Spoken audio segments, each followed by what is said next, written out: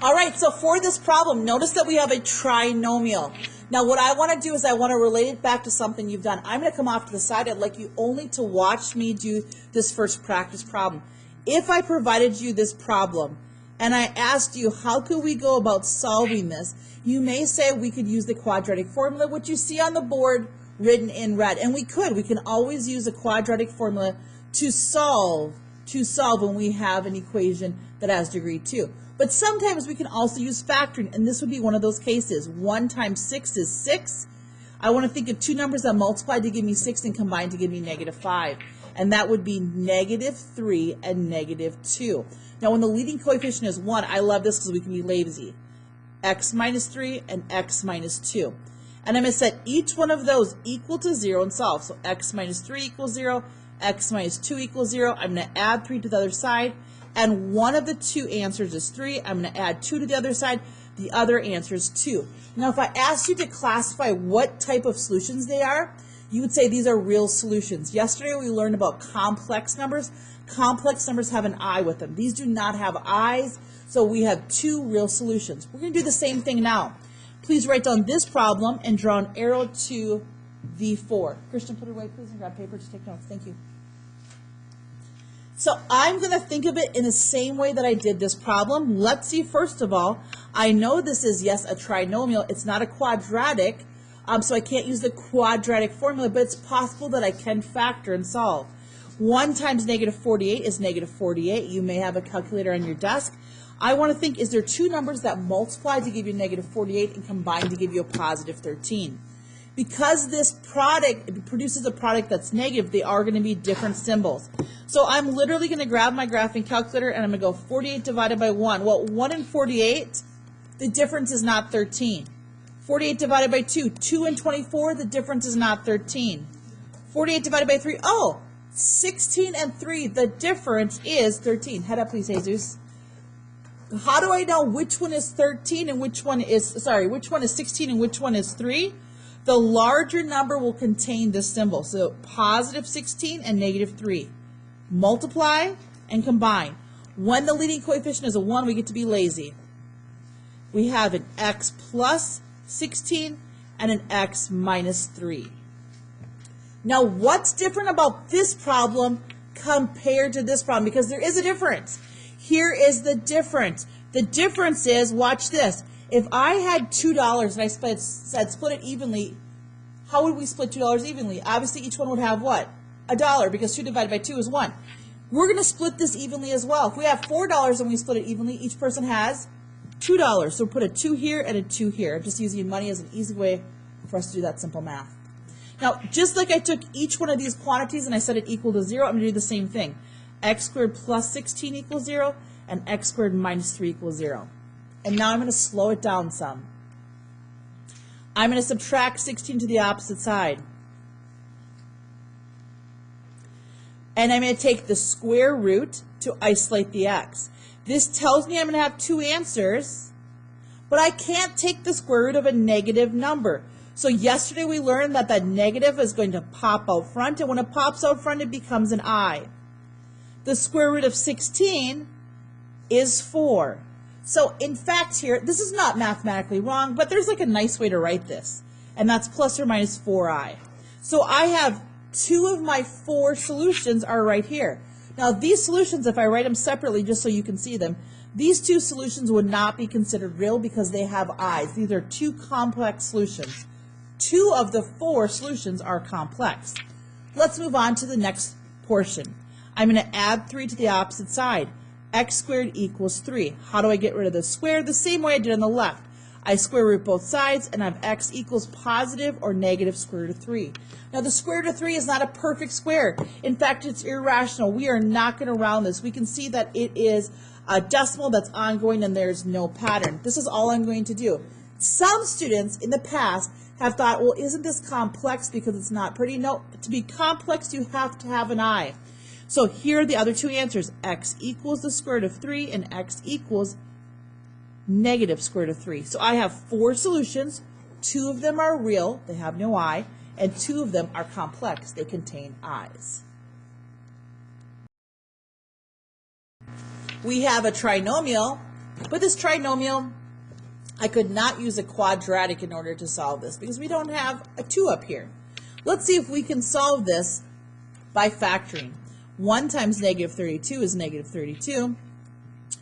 Are there two numbers that exist that multiply to give me a negative, so they're going to be different signs, and they combine to give me 14? And so if you're not great with your number sense, we're going to grab a calculator. And I'm taking 32 divided by 1. Okay, 1 and 32, the difference is not 14. 32 divided by 2. 2 and 16, the difference is 14. The difference is 14. So how do I know 16 and 2? How do I know which one goes with which sign? The larger number has to contain this sign. So positive 16 and negative 2 multiplies and combines. X plus 16, x minus 2 equals 0. We're going to cut this in half. So 4 divided by 2 is 2. Now I'm going to take each one of these quantities here, and I'm going to set it equal to 0, and I'm going to solve. I'm going to set it equal to 0, and I'm going to solve. So let's start on the left-hand side. I subtract 16 from both sides. X squared equals negative 16. I take the square root, and I should get two answers, plus or minus, but I can't take the square root of a negative. So yesterday we learned that that negative is going to pop outside in the form of an I, an italicized I. And the square root of 16 is 4. So technically is I 4 plus or minus I 4 wrong? It's not, but it's not in proper form. Proper form would be plus or minus 4i. So I'm going to write the two solutions. One is positive and the other is negative. I know I'm going to have 4 solutions, and I've already listed 2 of the 4. Let's add 2 to the opposite side. X squared equals 2. I should have 2 answers. So x equals plus or minus the square root of 2. And we can see on the board that listed in purple, 2 is not a perfect square. So 2 cannot also be broken down. This is in our smallest form, so positive square root of 2 and negative square root of 2. And negative square root of 2 would be my 2 solutions. I have 4 answers. 2 of the solutions are real, and 2 of them are complex. I go through this problem like the first 2 examples prior to this. I'm looking for 2 numbers, if possible, that multiply to give me 9 and combine to give me an 8. So I need a positive 9 and a negative 8. Notice how these are the same symbol, but they're different signs in order to achieve a product of negative 9. X plus 9, x minus 1 equals 0. I'm splitting this in half to have a square and a square. And now taking each one of these quantities and setting it equal to 0. So I'm going to subtract the 9 to the opposite side. I'm taking the square root. I should have 2 answers represented by a plus or minus. I cannot take the square root of a 9, so it sneaks out front and it becomes an I. The square root of 9 is 3. So these 2 answers will be represented as positive 3i and negative 3i. They are considered to be complex numbers because they contain an I. Now let's look at the other side. Plus 1, x squared equals 1. Take the square root. And we have the square root of 1 is 1. Remember, we have 2 answers, so I should have 4 total solutions. The 2 reals would be positive 1 and negative 1, and these would be the 2 complex for a total of 4 solutions. Now, before I have you try the 4th one of this type, I want you to turn to your partner. Are you ready? If I gave you the square root of 80, how would we break this down? What would we do? Square root of 80. Well, I'm going to look at the board and look at what we see in purple. We see perfect squares. I can see 80 lies between 64 and 81. I need to choose the largest perfect square that divides into 80. So I try 64, it doesn't work, and I try 49, and I try 36, and I just keep going all the way down until I get to 16. When I get to 16, I can see that 80 divided by 16 gives us a nice even answer. Now, some students would choose 20, but you're going to have to do double work because then you have to do the whole process over again. So choose the largest perfect square, if possible. This is square root of 16, square root of 5. This breaks down to 4 square roots of 5. All right. I would like you to try the next problem on. I'm going to see, is this possible to factor? This is our last practice problem of this type. 1 times negative 20. So what multiplies to give us negative 20 if possible and combines to give us a negative 19? That'd be 20 and 1. The larger number does need to contain the negative sign. These multiply to give us a product of negative 20 and combine with a difference of negative 19. So I have x minus 20 x plus 1 equals 0, dividing this by 2. I'm going to take each one of these quantities, I'm going to set it equal to 0, and I'm going to solve. And now I'm going to be lazy and jump to what we're going to have. So if just for time purposes, I'm going to move 20 to the opposite side. I'm going to take the square root. I do not want at this point in your math career for you to leave it as the square root of 20. I want you to break it down. The square root of 20, if I come over here, breaks into square root of 4 times the square root of 5. So I want this answer to look like x equals plus or minus 2 square roots of 5. I have two answers here. One of them is a positive 2, and the next one is a negative 2. These are two real answers. They do not contain I, so they're not complex. Now this portion, I'm going to subtract 1 to the other side to get a negative 1. I take the square root, and I have x equals 2 answers, plus or minus. The I comes outside, the negative side comes outside to become an I, and the square root of 1 is simply 1. So I have, the other two answers would be plus 1i and minus 1i. Those are my 4 different solutions. In the last couple of weeks, we talked about listing possible rational roots, and we would focus on the constant and the leading coefficient. Now, factors of the constant would be 1, 2, 4, and 8, and factors of the leading coefficient would be 1. So we could test with the D mama or synthetic division. We could test 1 and negative 1, 2 and negative 2, 4 and negative 2, 8 and negative 2, right? Or 8 and negative 8. So with partners, we're going to try to do half the amount of work. I'm going to test 1. I want all of you right now to test negative 1. Let's see if one of those works. I'm going to test positive 1. I want all of you to test negative 1. Ready, begin.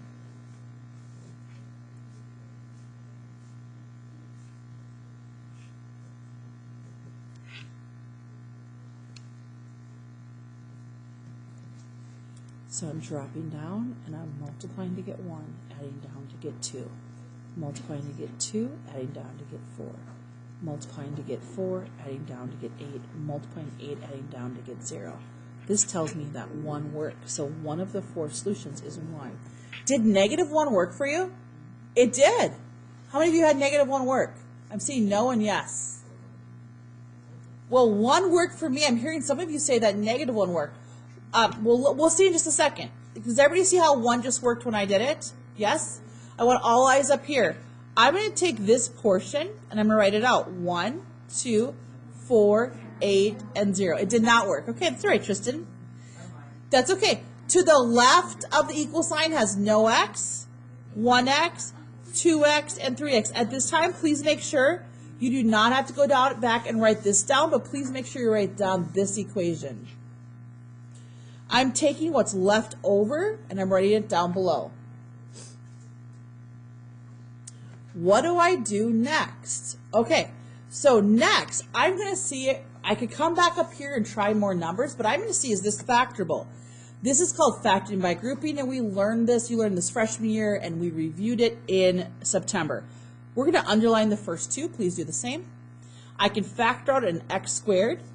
And now I ask myself, x squared times what quantity is x cubed? The answer is x. And x squared times what quantity is positive 2x squared? Positive 2. Again, distribute, that works, and distribute, this works. What do we do next? We take whatever's in parentheses, we're going to write it down, just like almost like we're copying and pasting on a computer.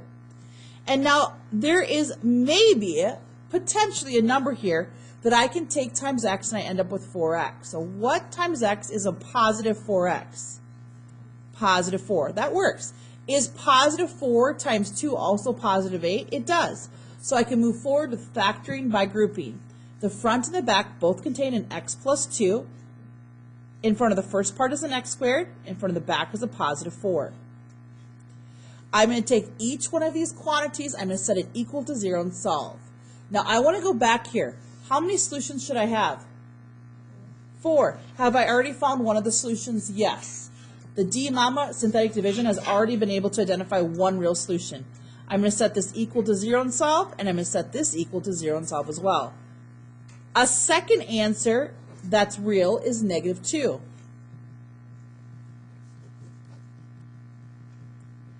And now I have the square root of a negative 4, but I can't take the square root of a negative. It pops up front to become an I, and I know the square root of 4 is 2. So if I had to write down all the solutions, I have 1, negative 2, 2i, and negative 2i.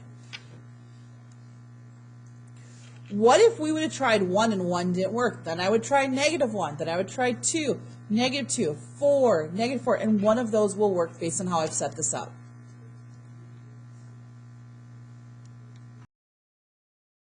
In class are trying positive 1. They're testing it using synthetic division. I'm testing negative 1.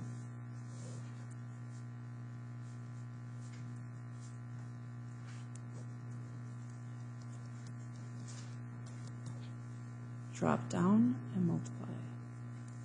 Multiply. Multiply. Multiply.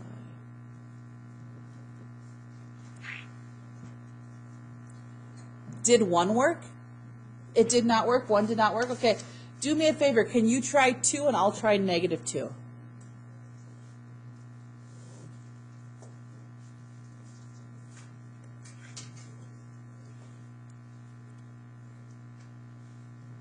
Drop down, multiply, multiply, multiply,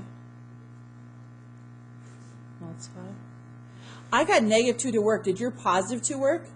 Okay, you don't have to do what I'm doing, but I did get negative 2 to work. So what I'd like you to do right now, no matter where you are, is go off to the side and write negative 2 works. Don't change the sign. We know negative 2 works.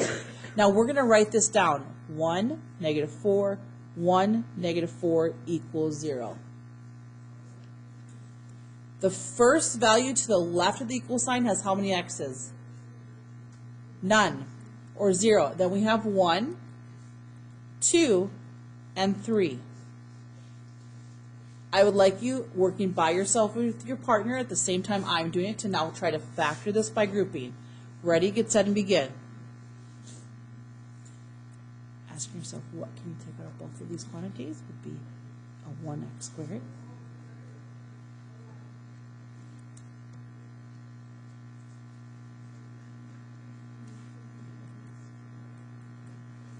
What times x squared gives you, I'm accidentally put a 2 there. What times x gives you 1x? Give positive 1. That works. Negative 4. That works. They both contain an x minus 1. X squared plus 1 equals 0.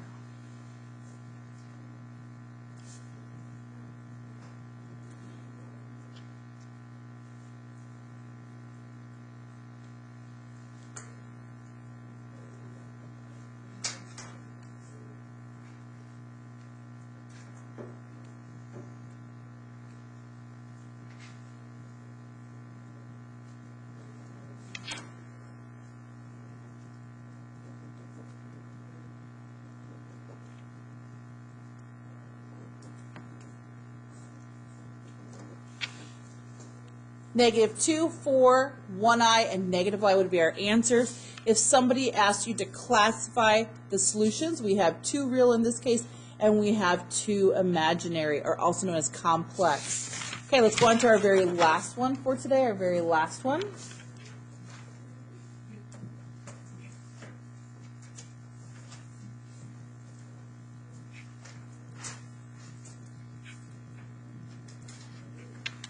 I'll give you a chance to write it down. Are you talking about my handwriting? Is that what's happening, Christian? Oh, sorry, not Christian. Tristan? No. Yes, that's an ugly 80.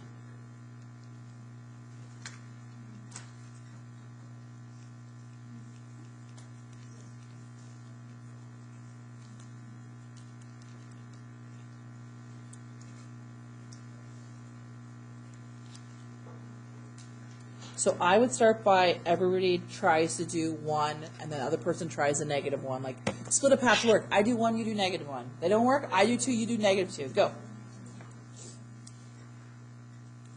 Has anybody been able to get through trying 1 yet? 1 is not working? No? Okay.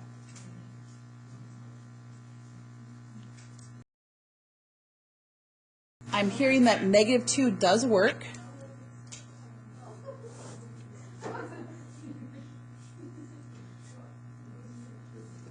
So drop down and multiply, multiply and add, multiply. You guys are going to have to help me and add, multiply and add.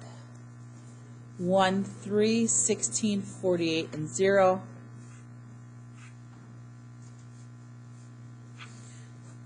Factor out an x squared to get x plus 3. What times x is 16x, and 16 times 3 is 48. They both contain an x plus 3. I have an x squared plus 16. What's in front of the first, in front of the back? Set each one of these equal to 0, and I'm going to solve. And I end up with x equals negative 3. I have a negative. When I take the square root, I can't do it. So I get plus or minus square root of 16. X equals plus or minus 4i. So a lot of times I see students, when I say list the solutions, they only list these three. So x equals negative 3, x equals 4i, x equals negative 4i. Okay, that's all they list. But what they're forgetting is the original one that we found that worked. Don't forget about that. So we have a total of 2 real and we have 2 complex.